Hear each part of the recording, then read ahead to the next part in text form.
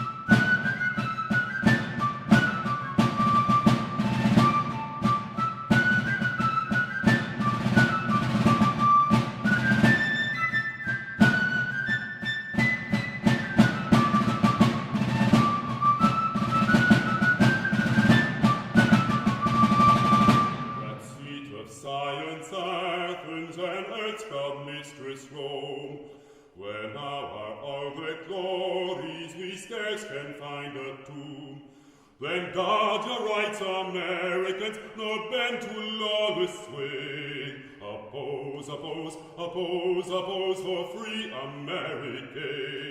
Oppose, oppose, oppose, oppose for free America. Torn from a world of tyrants beneath this western sky, we formed a new dominion, a land of liberty. The world shall know we're masters here, then hasten on the day. Huzzah, huzzah, huzzah, huzzah for free America. Huzzah, huzzah, huzzah, huzzah for free America. Lift up your hands, good people, and swear with proud to stay. The wretch that would ensnare you shall lay his snares in vain. And should his army all his horse will meet him in a day, and fight and shout and shout and fight for free America, and fight and shout and shout and fight for free America. So guard your rights, Americans, no bend to lawless sway. Oppose, oppose, oppose, oppose for free America, for free America.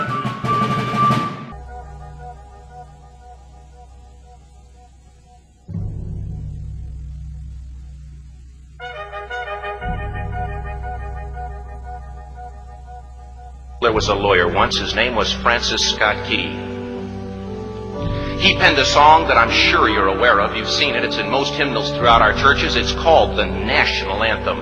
It is our song as an American. We go, however, to a ball game. We stand in our church services and we sing the words of that song, and they float over our minds and our lips, and we don't even realize what we're singing. Most of us have memorized it as a child, but we've never really thought about what it means. Let me tell you a story. Francis Scott Key was a lawyer in Baltimore. The colonies were engaged in vicious conflict with the mother country, Britain. Because of this conflict and the protractedness of it, they had accumulated prisoners on both sides. The American colonies had prisoners and the British had prisoners. And the American government initiated a move. They went to the British and they said, let us negotiate for the release of these prisoners. They said, we want to send a man out to discuss this with you. They were holding the American prisoners in boats about 1,000 yards offshore. And they said, we want to send a man by the name of Francis Scott Key. He will come out and negotiate to see if we can make a mutual exchange. On the appointed day, in a rowboat, he went out to this boat and he negotiated with the British officials. And they reached a conclusion that men could be exchanged on a one-for-one basis. Francis Scott Key, jubilant with the fact that he'd been successful, went down below in the boats, and what he found was a cargo hold full of humanity, men. And he said, men, I've got news for you tonight. You're free. He said, tonight I have negotiated successfully your return to the colonies. He said, you'll be taken out of this boat, out of this filth, out of your chains. As he went back up on board to arrange for their passage to the shore, the admiral came and he said, we have a slight problem. He said, we will still honor our commitment to release these men, but it'll be merely academic after tonight. It won't matter. And Francis Scott Key said, what do you mean? He said, well, Mr. Key, he said, tonight we have laid an ultimatum upon the colonies. Your people will either capitulate and lay down the colors of that flag that you think so much of, or you see that fort right over there, Fort Henry? He said, we're going to remove it from the face of the earth. He said, how are you going to do that? He said, if you will, scan the horizon of the sea. And as he looked, he could see hundreds of little dots. And he said, that's the entire British war fleet. He said, all of the gunpowder, all of the armament is being called upon to demolish that fort. It will be here within striking distance in a matter of about 2.5 hours. He said, the war is over. These men would be free anyway. He said, you can't shell that fort. He said, that's a large fort. He said, it's full of women and children. He says, it's predominantly not a military fort. He said, don't worry about it. They said, we've left them a way out. And he said, what's that? He said, do you see that flag way up on the rampart? He said, we have told them that if they will lower that flag, the shelling will stop immediately. And we'll know that they've surrendered, and you'll now be under British rule. Francis Scott Key went down below and told the men what was about to happen. And they said, how many ships? He said, hundreds. The ships got closer. Francis Scott Key went back up on top and he said, men, I'll shout down to you what's going on as we watch. As twilight began to fall, and as the haze hung over the ocean as it does at sunset, suddenly the British war fleet unleashed. He says the sound was deafening. There were so many guns that there were no reliefs. He said it was absolutely impossible to talk or hear. He said suddenly the sky, although dark, was suddenly lit. And he says from down below, all he could hear the men, the prisoners, saying was, tell us where the flag is. What have they done with the flag? Is the flag still flying over the rampart? Tell us. 1 hour, 2 hours, 3 hours into the shelling,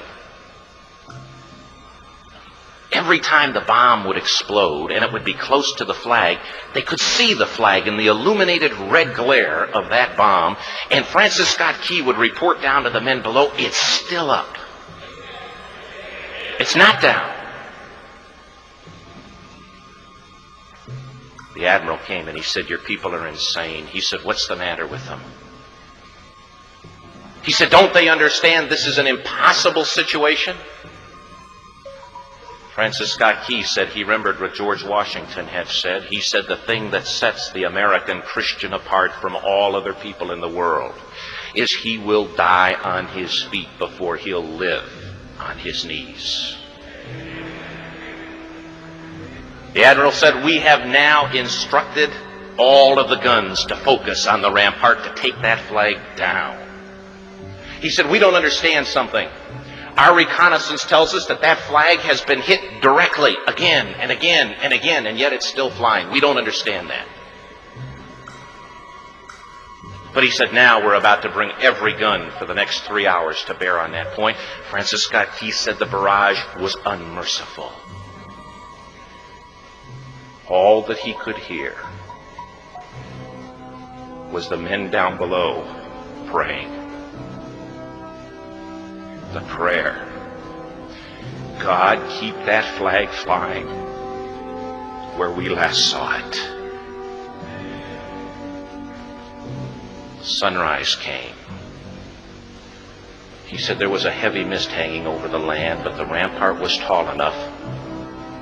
There stood the flag, completely nondescript, in shreds. The flagpole itself was at a crazy angle, but the flag was still at the top. Francis Scott Key went aboard and immediately went into Fort Henry to see what had happened. And what he'd found had happened was that that flagpole and that flag had suffered repetitious direct hits. And when it had fallen, but men, fathers, who knew what it meant for that flag to be on the ground, although knowing that all of the British guns were trained on it, walked over and held it up humanly until they died. Their bodies were removed and others took their place. Francis Scott Key said what held that flagpole in place at that unusual angle were patriots' bodies. He penned the song, "Oh, say can you see by the dawn's early light what so proudly we hailed at the twilight's last gleaming? Or the rocket's red glare, the bombs bursting in air, gave proof through the night that the flag was still there. Oh, say, does that star-spangled banner yet fly and wave o'er the land of the free and the home of the brave?" The debt was demanded. The price, it was paid. Oh, say, can you see by the dawn's early light what so proudly we hailed at the twilight's last gleaming, whose broad stripes and bright stars through the perilous fight o'er the ramparts we watched were so gallantly streaming, and the rockets spread clear, the bombs bursting in air gave proof through the night that our flag was still there. Oh, say, does that star-spangled banner yet wave o'er the land of the free and the home of the brave? Oh, say, does that star-spangled banner yet wave